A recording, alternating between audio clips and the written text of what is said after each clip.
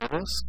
Sean bienvenidos a la tercera parte de este repaso de conceptos y teoremas relacionados con lo que vimos en Geometría Moderna 1. En esta ocasión vamos a hablar sobre el último bloque de temas que vimos la vez pasada, lo cual incluye a muchos de los teoremas importantes y más generales que llegamos a ver en el curso. Empecemos hablando de los teoremas de Cheva y Menelao. Si recuerdan un poco lo que vimos en clases pasadas, estos teoremas los conocemos o son conocidos como teoremas de configuración y su formulación como tal, o sea, la forma en la que se pueden explicar, implican que a partir de algunos puntos son colineales o bien algunas de las rectas son concurrentes y gracias a esto se puede deducir que algunos otros puntos o bien son colineales o que algunas otras rectas son concurrentes. Con eso nos referimos a teoremas de configuración. En general, estos dos son los primeros que vimos. El teorema de Desargues también es otro teorema de configuración. Pero vamos por partes. Para esto utilizamos dos definiciones que de hecho se pueden utilizar indistintamente si es conveniente, en el sentido de lo que dice a continuación. Una recta que pasa por un vértice de un triángulo, pero que no coincide con ningún lado, se llama usualmente recta cheviana del triángulo. En general, las rectas chevianas, como lo vimos en esa ocasión, pueden considerarse alturas, medianas, mediatrices, mediatrices ya no, porque ya no cumple la definición de que pasa por un vértice. Pero en particular bisectrices, medianas y alturas sí cumplen con ser rectas chevianas. Y la otra definición que también utilizamos es que dado un punto que esté en un lado de un triángulo y que no coincida con ninguno de los vértices del mismo, lo llamamos usualmente el punto de Menelao para el triángulo, para ese lado en particular. Tanto las rectas chevianas como los puntos de Menelao son puntos notables, de alguna manera, en el triángulo y en general se pueden mencionar, si es conveniente, cuando se está hablando de una recta cheviana o de un punto de Menelao, pero en general solamente se utilizan dentro de este contexto de los teoremas de Cheva y Menelao. El teorema de Cheva nos dice que si tenemos tres chevianas, tres rectas que pasan por un vértice y que intersectan al lado opuesto, en este caso los llamamos AL, BM y CN del triángulo ABC. Estas son concurrentes en un punto O si y solo si se cumple esta ecuación. Esta ecuación es bastante importante porque literalmente, debido a que es una implicación de sí y solo sí, o sea, suficiente y necesariamente se debe cumplir esta ecuación para que estas tres chevianas trazadas, como aquí en el esquema, implica entonces que son concurrentes. Al parecer, este teorema como tal pareciera que es bastante simple, es muy elegante de decirlo, como se puede notar aquí, pero su poder radica en la simpleza misma del teorema en sí mismo. Dado que todo depende de una ecuación, si nosotros logramos demostrar esta parte del teorema, entonces obtenemos que tres chevianas son concurrentes. De ahí la importancia de este teorema.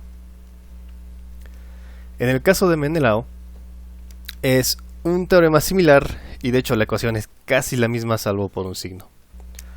Lo que nos dice es que si una recta intersecta a tres lados, en este caso el lado ABC, CA y AB, del triángulo ABC, en los puntos L, M y N respectivamente, entonces se cumple esta ecuación. Pero también es un teorema necesario y suficiente en el sentido de que también tenemos su recíproco. Si L, M y N son tres puntos en los lados del triángulo, los lados BC, CA y AB, para los cuales se cumple esta ecuación. Entonces, si se cumple esta ecuación, los puntos que acabamos de mencionar, L, M y N, son puntos colineales.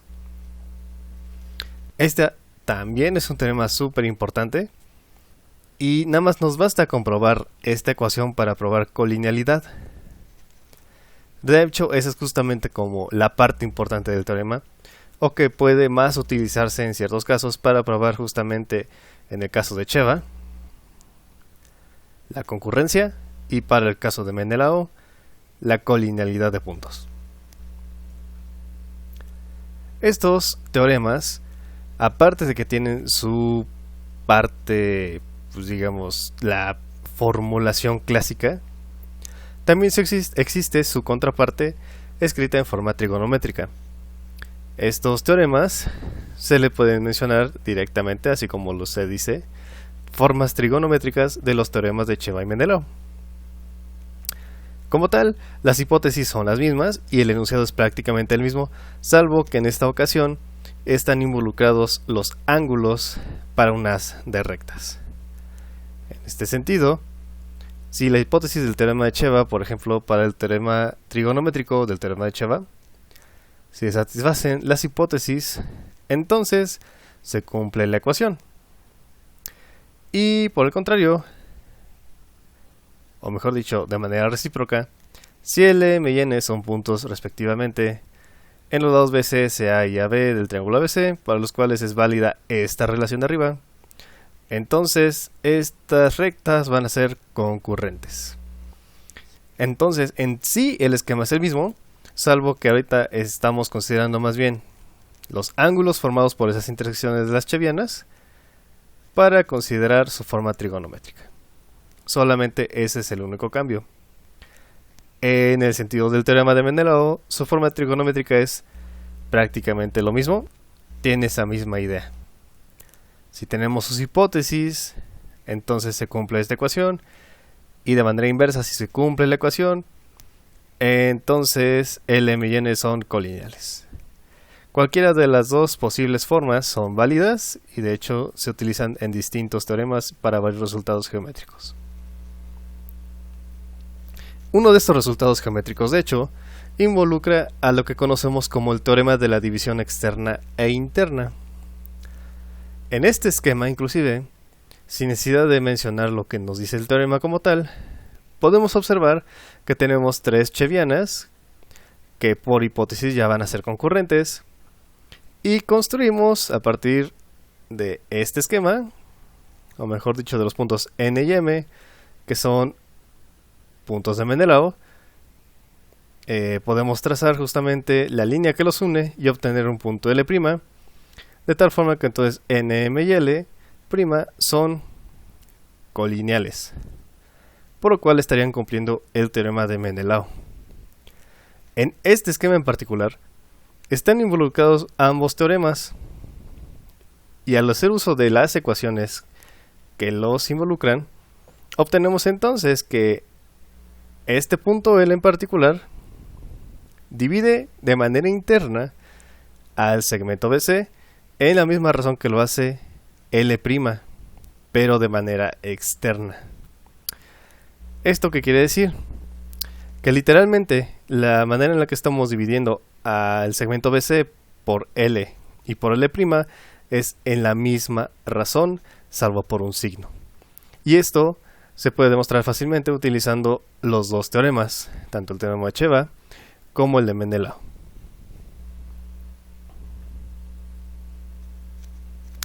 Otro teorema importante, como ya lo mencionamos, y que también es un teorema de configuración, es justamente el teorema de Desargues. Este teorema, que de hecho en algunos casos se considera como el teorema fundamental de la geometría proyectiva, se debe a su autor, un matemático francés, ya de hace algunos siglos, conocido como Gerard Desargues.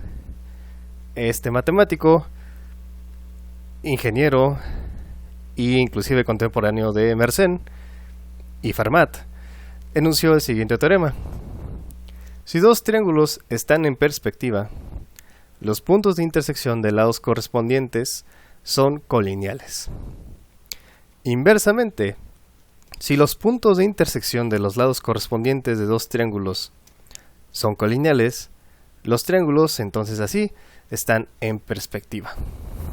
Una forma más quizás rápida o concisa de mencionar este mismo teorema, o más tropicalizado si queremos decirlo así, es que si tenemos, por ejemplo, como en este esquema, dos triángulos que están en perspectiva desde un punto, el cual llamamos centro de perspectiva, entonces estos dos triángulos estarán en perspectiva desde una recta, el cual llamamos eje de perspectiva. Y también se cumple el recíproco, es decir, si están en perspectiva desde el eje de perspectiva, entonces van a estar en perspectiva desde un centro de perspectiva. Ambos casos son equivalentes en este caso.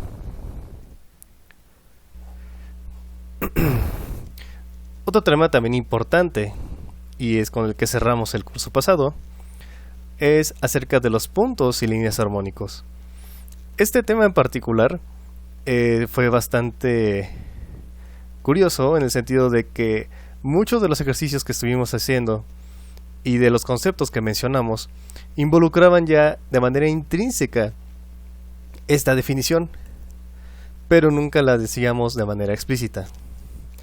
Ahora bien, dada esta definición, decimos que un segmento de línea AB está dividido armónicamente por C y D si se cumple esta igualdad. Por lo que vemos aquí es que literalmente C y D son puntos tales que dividen el segmento AB en la misma razón, salvo un signo. Es decir, a uno lo divide de manera interna y a otro lo divide de manera externa. Esto, si se dan cuenta, está estrechamente ligado con el teorema de la división interna y externa. De hecho, esta es una manera y un ejemplo muy clásico de poder observar justamente cómo es que se cumple la razón armónica para esta cuarteta de puntos. En particular, dado el segmento BC, L justamente es un punto que divide de manera interna al segmento BC y L' es un segmento que divide de manera externa al segmento BC, tal como ocurre en esta ecuación. Esto lo podemos también leer en términos de proporciones, diciendo que AC está en proporción con CD en la misma manera en que lo está menos AD con DB. Cuando AB entonces está dividido de esta forma, los puntos C y D los llamamos conjugados armónicos con respecto de A a B. Esta definición de división armónica la podemos decir de manera equivalente como que si se dice que dos puntos dividen un segmento de línea armónicamente, entonces lo están haciendo de forma tal que lo dividen interna y externamente en la misma razón. De ahí que justamente el teorema de la división externa e interna nos está diciendo una manera de poder, o ya bien construir una cuarteta de puntos armónicos, o como tal la construcción para poder encontrar una cuarteta de puntos a partir de un segmento. Vimos un par de propiedades, los cuales son también intrínsecas de esta definición. Una vez que se tiene definido justamente esta relación armónica entre los cuatro puntos, ocurren cosas de manera directa y que no son tan difíciles de demostrar. La primera de ellas es que si se tiene esta cuarteta de puntos, que de hecho por notación así es como lo decíamos, siendo que AB es una pareja de puntos, o bien son los conjugados armónicos respecto de C y D, entonces cualesquiera de las 7 permutaciones posibles con estos 4 puntos también eran cuartetas armónicas de puntos. También se cumplía que los segmentos AC, AB y AD están en progresión armónica, es decir, cumplen esta ecuación. Y si además AC, AB y AD cumplen esta ecuación, entonces Entonces los puntos como tal A, B, C y D forman una cuarteta armónica de puntos. Y el último, a pesar de que quizás no fue como tan importante en su momento, este nos va a servir después para el tema que sigue a continuación, que es sobre la potencia de un punto. Este lo que nos dice es que si consideramos O como el punto medio de un segmento AB, y donde se cumple esta ecuación, entonces tenemos que son los puntos A, B, C y D puntos armónicos.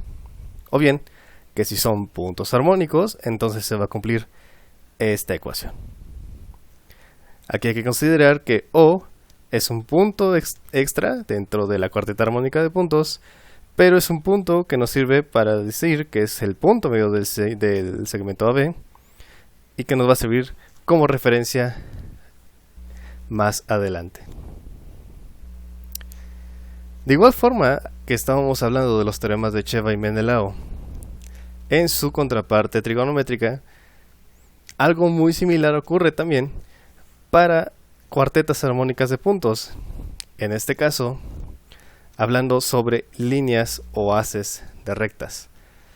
Decimos que las líneas OA y OB están separadas armónicamente por las líneas OC y OD, siendo O cualquier punto finito en el plano, si se cumple esta ecuación.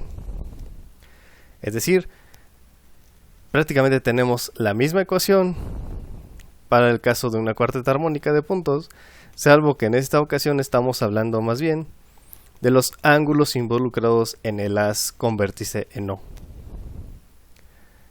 De esta manera también se tiene entonces que, por ejemplo, OC y OD son conjugados armónicos con respecto a OA y OB. Es decir, tenemos ahora el haz como tal, que involucran entonces ahora la relación armónica basadas en estos ángulos de separación. Y pasa exactamente lo mismo. Un ángulo divide de manera externa a un haz, mientras que el otro lo hace de manera interna. Dependiendo del signo, aquí podemos ver justamente cuál es ese tipo de relación. A partir de esta definición de arriba, entonces se sigue que si OA y OB están separados armónicamente por OC y OD, entonces OC y OD están separados armónicamente por OA y OB. Es decir, esta relación armónica es simétrica en el sentido de que si tenemos un par, uno es conjugado del otro y viceversa. Y ahora como tal, hay algo que estuvimos mencionando a lo largo de este video hasta este momento, referente a la parte lineal de puntos, o sea, cuando tenemos como tal una hilera de puntos, y cuando tenemos su contraparte que llamamos un haz de rectas. Este como tal puede mencionarse como una cosa que llamamos principio de dualidad, en el sentido de la simetría, o que podemos intercambiar los papeles que desempeñan puntos y rectas en numerosas definiciones y teoremas. Un ejemplo muy clásico, de hecho, de lo que estábamos diciendo, es las formas trigonométricas del teorema de Cheva, Menelao, o por ejemplo también el teorema de Sargues, dado que dijimos que si estaban en perspectiva desde un punto, están en perspectiva desde una recta, y viceversa. En ese sentido, esta es una característica como tal del plano proyectivo. Como dijimos anteriormente, ya no estamos considerando solamente el plano euclidiano normal, sino que es una especie de plano proyectivo, dado que en este caso cualquier par de rectas, incluso las paralelas, también se intersectan. Entonces, en particular, también para el caso de los puntos armónicos e hileras armónicas, el principio de dualidad también aplica. ¿Y en qué sentido?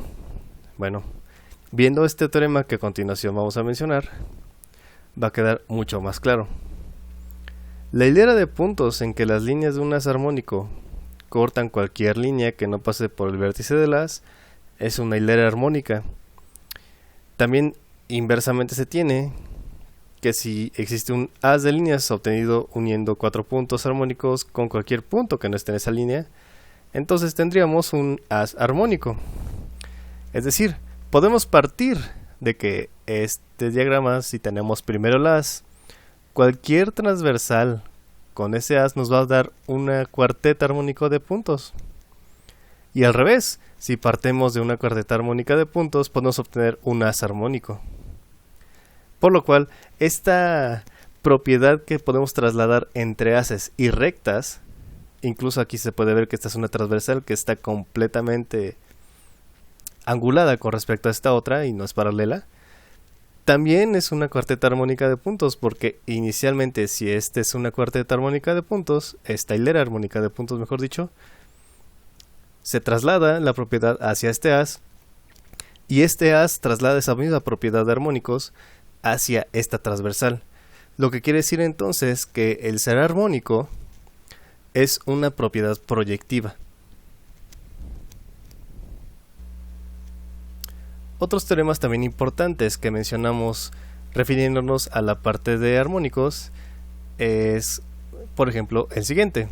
Si tenemos un haz A, B, C y D, donde C y D son bisectrices interiores y exterior, respectivamente de los ángulos formados por las rectas A y B, esto ocurre si solamente si la cuarteta de rectas, o mejor dicho, el haz por sí mismo, es un haz armónico. Este también es un ejemplo clásico de cómo es que se involucran justamente los haces armónicos con ejemplos clásicos que vimos en el pasado. Por ejemplo, si consideramos justamente un triángulo, para ejemplificar mucho más sencillamente esta idea, y trazamos entonces después la línea extendida que corresponde a este lado BC, y ahora trazamos las bisectrices interna y externa para el vértice en A,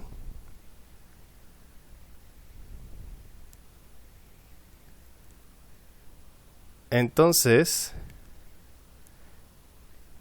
este haz de rectas que acabamos de construir, que estaría formado por AB, esta bisectriz interna, AC y la bisectriz externa, forman un haz armónico de rectas de acuerdo al teorema pasado.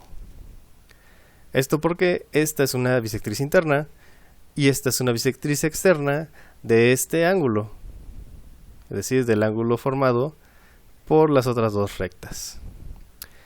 Y dado que este ya es un haz armónico, entonces en particular estos puntos, y de acuerdo al teorema proyectivo sobre haces y rectas armónicos, tenemos que entonces la hilera de puntos B, C, D y E también es una hilera armónica de puntos.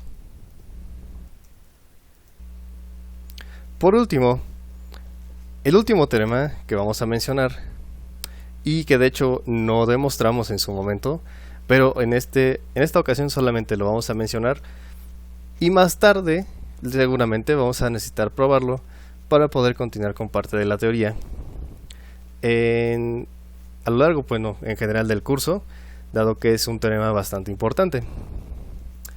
Lo que nos dice este teorema de mientras es que si se construye una circunferencia con diámetro AB, esta es ortogonal a cualquier círculo que pase por C y por D. En este caso pensemos nuevamente en 4 puntos A, B, C y D, y en este caso estos son un par de conjugados armónicos con respecto de A y B.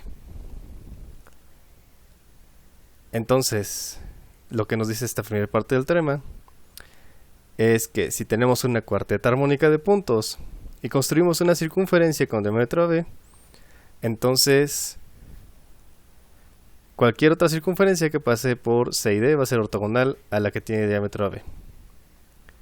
Y al revés, ocurre que si tenemos dos circunferencias ortogonales cortadas por una línea que pase por el centro de una de ellas, entonces vamos a obtener una cuarteta armónica de puntos con la intersección de esta línea con las circunferencias que acabamos de mencionar. ¿Cómo podemos pensar, mejor dicho, este teorema? Para ejemplificar, es que si tenemos, por ejemplo, pensemos en la siguiente situación. Consideremos, por ejemplo, una circunferencia de inicio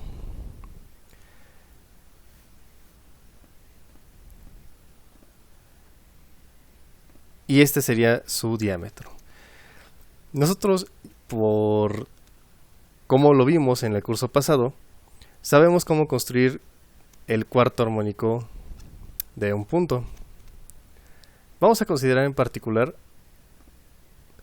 un punto sobre este lado del radio AC y encontremos el cuarto armónico del punto E.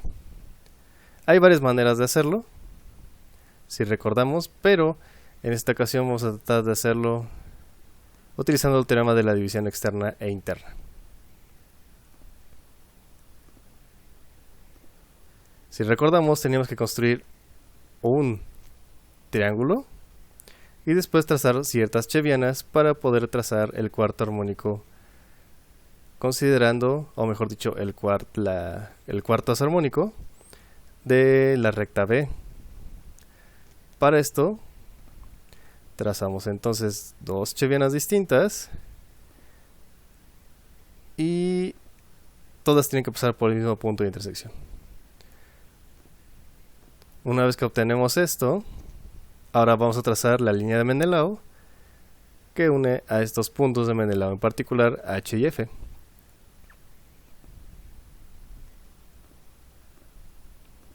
De acuerdo al teorema de la división interna y externa, entonces este punto de aquí es el cuarto armónico, ya que divide de manera externa, en la misma razón que lo hace de manera interna el punto E. Lo que nos dice entonces el teorema, dejando de lado un poco todo este show de todas estas rectas de aquí, vamos a ocultarlas momentáneamente para que no estorbe nuestra vista.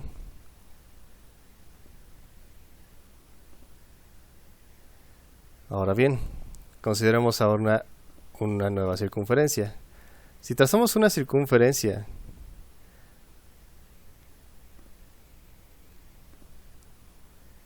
que pase por los puntos E e I,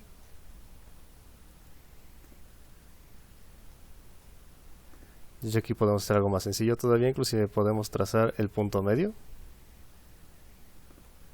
entre los puntos E e I para obtener el centro de esa circunferencia.